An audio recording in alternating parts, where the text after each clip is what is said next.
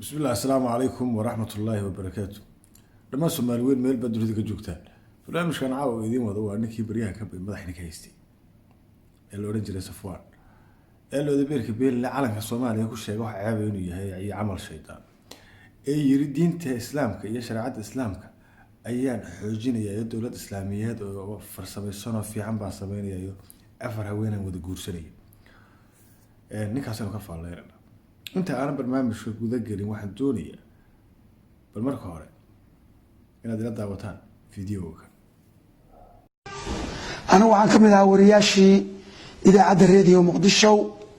كشقين جري حلقي دولتي هوري الصومالية مقعي وعلي هذا سعيد آذن علي سعيد أنتينا اللي هذا وأنا كشقين هاي راديو مقدشوا أيامي وقدمي دولتي الصومالية أي بربريسي وعن جوغي توس جوغي إذا عاد الراديو مقدشو إيو حفيزك مدحويناك الله نحرسته محمد سياد برة وعن جعلها مركا تدفر بدن ودنيا دعالة ذا كلا دوان جوغا أيها السوء عيي أيامها كانوا دن وعين الربينين وحكوه قادان dilkii la laayay wariyaashii radio muqdisho iyadoo dilkaasi uu geystay ninka la yiraahdo taakay hadda oo soo dhigay facebookyada ku jira oo la leeyahay afar naagood buu guursaday magaciisana bedelay oo Sufyaan la baxay waan markii hore u kaseenaya eheladii ay dadkaasi ورياشة سيكون دنتين ولا لا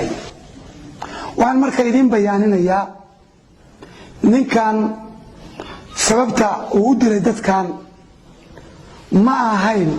wax qabiil la xiriira arintu waxay ku la xiriirtay idaacada radio muqdisho ayuu rabay inuu ninku ka shaqeeyo wuxuuna kamid ahaa askartii mataqaana meesha timi oo la socotay general محمد فارح عيديد الله نحرسته وحج على استين وإذا عاد كشقيه تدبع مركب وحيكون هذين سلاعا وعن مقلين انت النمان كان الجوغان نيو وحبن نقول ميسن وإن النمان كيسكور لحسا مسألة بسيطة بو كدري إلى أن حرستنا كورا بيرقص ولايي ويكلا دوانايين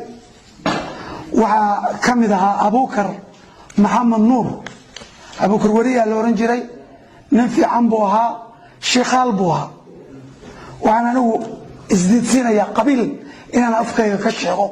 يعني وأنا مستحيل بينطينا قبيل سؤال لكن ما أنت وحنو الشيخية إن أنت تدك الصومالية رو عبداليو وحاكر سيدي أهايين نيكا مركل للدلي أبو بكر محمد نور وهو نين شيخال بوها نيكا كلا ودلي وحال ورنجري إلى إن حريستي جنو أكورابيه عبد القادر علي إدلي أقاسمه إذا عاد الراديو مقدشوا عبد القادر علي إدلي وحا يسوونه كسو جيدا باشا حوال الله لا يرادو حوال له كسو جيدا وحا كمدا ددك أولا يمين كاني مهد آذن با كمدها حسن مهد آذن حسن وحوها خيرك اللي يرادو وقادين مو عبد الشيخ علي أيها السجون كاميرا عبد الشيخ علي وحوها نمك اللي ينهض عرب صالح مريك عرب صالح اللي ينهضو أيوها وكاميرا هنيك اللي عبد الحانجة وأنين السجون وريه إذا عبد الراديو مقدشوا وحين ولا رسمي عايد عبد القادر جولا ويسوون كتر سناج الراديو مقدشوا نكاس أيوه ولا الله نكاس الله نعرسه رجاس شنطة isaga ayaa dilay ninkaas magacyada bedelanaya oo marna Abu Sufyaan baan ahayle hada sida lagu helay oo ku soo baxay waliga islaam heleen Allah subhanahu wa ta'ala sareeyay ilaahay baa ka shafay waayo xaq islaameed dad islaameed buu dilay rabbi waa soo saar isaga baa iskeenay oo dood iyo cilaaq u soo istaagay oo inuu gabdho Soomaaliyeed oo masaakiina afar hal mar wada meersado oo uu mataqaana ismuujiyo oo isagoo la baxay Sufyaan oo isu ekaysiinaya muslim isu ekaysiin dhigi abwey dad buu laayay masaakiin buu laayay rag wariyaal aan waxba galabsan buu laayay yani wax weyn buu galay jariimad buu galay isaguna sahli ciyaar iyo nimankan way iga cod fiican yihiin iyo nimankan intay joogaan anigu wax noqon maayo buu ku dilay markaasuu maanta soo istaagay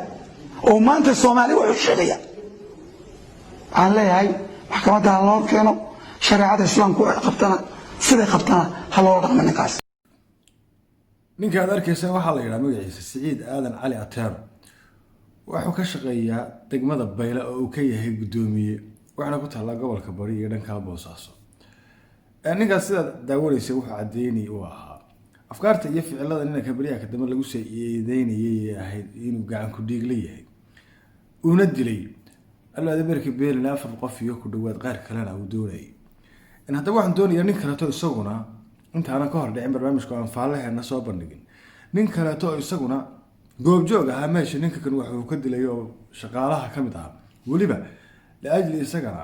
ilaahay sabab uga dhigay in laba qof ay ku badbaadaan kaasuna wuxuu yiri sida tan عبد الشيخ oo beeshu kasoo jeeday beesha Carab Maxamed Saalax iyo Abuukar Wali oo beesha Sheeqaal iyo Mahad Aadan oo Mahad Aadan Xasan oo beesha Ogaadeen iyo Maxamed Cali Xangi oo beesha Majeerteen iyo Abdulqaadir Cali Ile oo beesha Xawaadle intaas oo qofood si gacantiisa ku maqan tahay shacni Ogaadeena iyo Cabdisaaq Xirsi Xasan oo Majeerteen abalay cilaayahay asoo shad afar oo labada rabeen ku darso markaas wuxuu taagan ilaa hadigu soo wareejiyay labadaas qof belaba dhul bay joogtaa waa dal wada Turki iyo garanaysa ay gacan ku diiglihii iyo alwada beerka beelkii dad islaameed guriyahooda ku habsaday ku hurday waliba ku mira dhalay iyo alwada beerka beelkii garanaysa ay sheekh ku qaraabanayay iyo kii aqoonyahanka ku qaraabanayay dadka si la isugu dhex jiray laakiin ilaahay baa kala saaray ilaahay baa kala meeraya wax walba la qariyaa ee baka ma qarsooma kawdi ninka kan marka waxaan doonayaa inuu laba hadal oo ku kala hadlayo aragti isagana istooganay tuug la qabtay tala male ma maqli jirtay isaga istooganay waa mid waa video kan oo wuxuu ku faaloonaya kolka uu Muqdisho soo galay iyo daadu bal la daawada 1991 ka soo tagay dagaalku markii Soomaali uu ka qarxay oo siyaad bar soo baxay ayaan soo galay Muqdisho nin tababar ciidan lama ahayn nin baalkii hub qaadama ay waligiis jabhad kama soo shaqaynin ciidan ma wadanin nin yaraana oo probably markaas qaan gaaray 16 years 17 years jira intaasan jira maanta marka waxa la taagan yahay ninkii 17 sano jiray 1991 sagaal qof uu soo dilay sida aragtaan ninka weelaaday ilmo yar baan ahaa 1991 oo waxa ma kala garanay ilaa abaanidi u dhaashay bal aqliga saliimka ka shaqaysiyo hadeer taana wuxuu leeyahay ninka kale taafkiisa iyo dhagiisu noqda wiirar waana lay ma kuwaaniya warahma ku taraahaba ku taray arweel jab wax ma lagu shubtaa haba lagu shubtay wax meelay halkii uu ka sii diinaya nina kan soo haysta maskax soconaysa inuu yahay mid meerkiisu sareeyo bal hadalka oo wax yar ka hor lahaa iyo hadalka kan isu fiiriyo waxa kale xaqiiqeena wariye ahaan jiray waxa xaqiiqeena raadi Muqdisho ka soo shaqeeyay intaas oo waa xaqiiq wata ma increase intaaba balaba dhul bay joogtaa gabdhaha masaakiinta isku soo sharaxay oo lahaa my wife wala waxa weey hadin baa utaal ya markaad bala hoos seexanaysi wallahi saarur barakaysan oo liibaan leeynaad u dhalayso oo yahay mid maadiye mid deemed ee bahay inuu ku galaday oo hadhoodii lagu yiraahdo waa gacan ku dhiigle orodka ku bilowda baan ku ilaa jeenad ordaysan hadin a'uudu billahi minash shaitaani rajiim waa tan kale waliyo imika dadku hay isbarteen Soomaaliya war hablo ragaad guursanaysa barta war rago gabdhaha guursanaysa barta dee qof aadan cv-giisa iyo backgroundkiisa ahayn walaal markaad guursato oo aabihii tuug ahaa oo beerka beenla ama aabaheed tuug ahaa ama gacan ku dhiigla ahaa ama xaaraan lagu soo koriyey ama xaaraan lagu soo magaranaysaay barbaariyey ama ninka uu sidaa ahaa uu ahaa nin masiibo ah oo masaakiin dulmi kasoo galay oo islaan iyo masaakiin asay usoo saaray oo caruur soo agoomeysiiyey dee walaal markaad haladhowdii ag seexato adoo magaranaysaay iska soo tukaday unbad waxad ku kacso qaabta taa maxaa kuu dheer waxaad dhalayso iyo dheeftoodan la hubin toobadda aan lahayo laakiinse dulmigu waa wax mar kasta muuqda naftaadana ka muuqan kara dhashaadana ka muuqan kara kowdhe dadka qaar baa waalwaalan ruuxooda iyagoo aan dhib geysan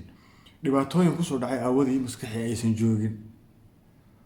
oo keliya qur-aan aan wax tarayna aqoon maskaxeed oo kale u baahan waa mideeda kale dadka soomaaliyeed qofkaas caawinaad buu u baahan yahay mantala iyo waxaa ceeb baynu aragnaa qofka caloosha laga hayaa iyo maskaxda laga hayaa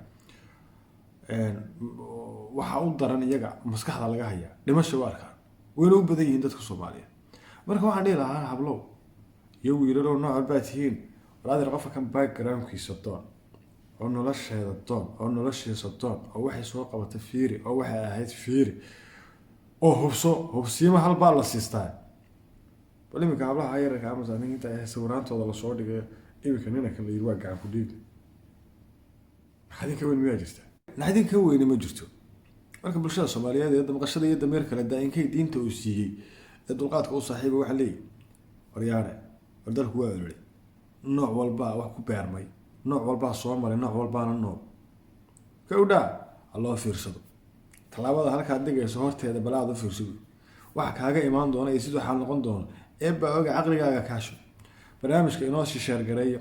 la sii wadaaga kuwa samaha iyo kheyrka jecel subscribe-na dhah nin walbaa dadkiisu wax ku yahay waxaan idinoo rajeynayaa muuqaalo kaleeto badan iyo xiise kaleeto oo looda beerka beenland abi dhammaan habeenkuna haynoo wacnaado jimcada tan iyo jimcayaal kale badan eebaa waxaanu ka baryaa caafimaad iyo cibaado suuban asalaamu calaykum waraxmatullaahi wabarakatu